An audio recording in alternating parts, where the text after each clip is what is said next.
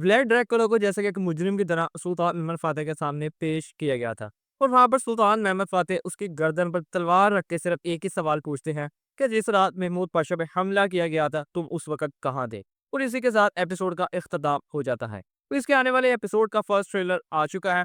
वहाँ पर Vlad Dracula बात करता है सुल्तान महमूद फ़ातिह से, वो इस रात करारगाह के अंदर मौजूद ही नहीं था, बल्कि वो करारगाह से बाहर किसी काम से गया था। और उसके पास इस बात का गवाह भी मौजूद है, जो कि उसकी इस बात की गवाही देगा कि व्लाद ड्रैकुला उस वक़्त करारगाह में मौजूद नहीं था।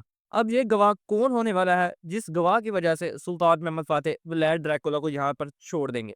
तो दूसरी तरफ मुल्ला लुत्फ़ी की गर्दन पर तलवार आने वाली है। जैसे कि सुल्तान महमद फ़ातिह ने मुल्ला लुत्फ़ी से पहले ही बात कर दी थी कि अगर व्लाद ड्रैकुला इस सारे मामले से बच जाता है, उसके ऊपर ये जुर्म साबित नहीं होता, तो फिर तुम्हारी गर्दन पर तलवार आएगी और फिर तुम्हारी गर्दन उड़ा दी जाएगी। अब मुल्ला लुत्फ़ी किस तरह अपनी गर्दन को बचाएगा, ये तो आने वाले एपिसोड के अंदर ही पता चलेगा।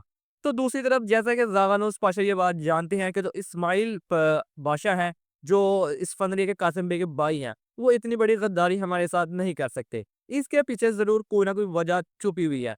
तो वो इस फंदरिया के अंदर जाएँगे उनको वहाँ से ज़िंदान से बचाने के लिए। लेकिन वहाँ पर ज़ागानुस पाशा भी पकड़े जाएँगे। ये एक बहुत ही बड़ा दचका होने वाला है सुल्तान महमूद फ़ातिह को कि उनका एक बहुत ही बड़ा पाशा पकड़ा जाएगा कासिम बे के हाथों इस फंदे के हाथ। और साथ ही साथ खुर्शीद खान के हाथ दागानुस पाशा का नाम लेने वाले हैं। जैसे कि ट्रेलर के अंदर उन्होंने ये बात की सुल्तान महमूद फ़ातिह से कि जिसने हमला किया था महमूद पाशा के ऊपर, उस शख्स के बहुत करीब हम पहुँच चुके हैं। तो उसका वो नाम भी बताने वाले हैं।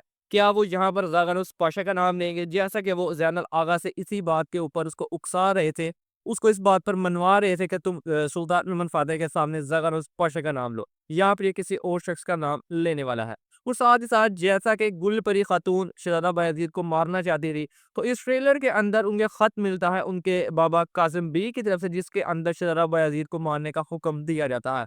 लेकिन यहाँ पर ये ख़त शहज़ादा बायज़ीद के हाथ लग गया है। क्या आने वाले एपिसोड के अंदर जो मंसूबे बना रही थी गुलपरी खातून, वो सारे उसके ख़ात्मे में मिलने वाले हैं? यानी आने वाले एपिसोड के अंदर क्या गुलपरी का पर्दा भी उठ जाएगा इनकी आँखों के सामने कि ये किसी मंसूबे के साथ इसने मेरे से शादी की है और ये अपने बाबा कासिम बे के मंसूबों पर अमल कर रही है। और साथ ही साथ हमें एक और चीज़ देखने को मिलेगी आने वाले एपिसोड के अंदर, वो होगी ड्रैवन जुस्तियानी की। जैसे कि ड्रैवन जुस्तियानी ने पहले ही पैगाम भिजवा दिया था खुर्शीद दुआन को कि मैं इंतकाम लेने के लिए आ रहा हूँ, अपने भाई जीवानी जुस्तियानी का इंतकाम भी लूँगा। और साथ ही साथ हमें एक फ़ौज भी दिखाई गई पोंटस के अंदर, जहाँ पर जिससे बात कर रहा था ड्रैवन जुस्तियानी। यानी आने वाला एपिसोड काफ़ी ज़्यादा इंटरेस्टिंग होने वाला है और इसका हर एपिसोड ही बहुत ज़्यादा इंटरेस्टिंग होता जा रहा है हर आने वाले एपिसोड के साथ-साथ।